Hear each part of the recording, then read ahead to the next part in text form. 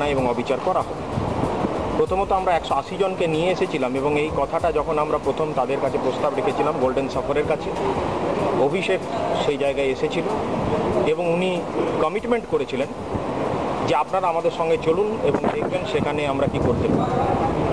আমরা দেখেছি প্রাচ্য এবং পাশ্চাত্যের যে মেলবন্ধন, ঠিক এখানেও দেখতে পেয়েছি যে একদিকে যেমন সাগরের একটা ঢেউ আমরা নিয়েছি, সাগরে স্নান করেছি এবং তারপরে আমরা সুইমিং পুলে এসেও স্নান করতে পেরেছি।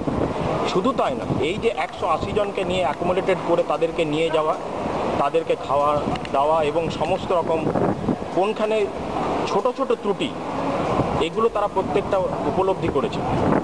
এবং সবথেকে বড় কথা, আজকে গোল্ডেন সফরের সঙ্গে না এলে আমাদের যে স্বপ্ন, আমাদের যে আকাঙ্ক্ষা, আমাদের যে ইচ্ছে, সেটা হয়তো আমরা পেতাম না। এবং এখানে এসে সবথেকে ভালো লেগেছে, আমরা সত্যি অভূতপূর্ব এবং রোমাঞ্চিত। অনেক কথা বলতে গিয়েও যে কথাগুলো বারবার মনে হচ্ছে, কিছু কিছু কথা ভেসে আসছে যেগুলো এই সাগরের কত রূপ দেখেছি, কখনো শান্ত রূপে, কখনো অশান্ত রূপে, আমি শুধু চেয়ে চেয়ে থেকেছি। অর্থাৎ গোল্ডেন সফরের এই যে 3 জন ব্যক্তি আমাদেরকে নিয়ে এসেছেন, তাদের যে রূপ, তাদের যে এগিয়ে আসা এবং আমাদের যে 180 জন সঙ্গে করে আমরা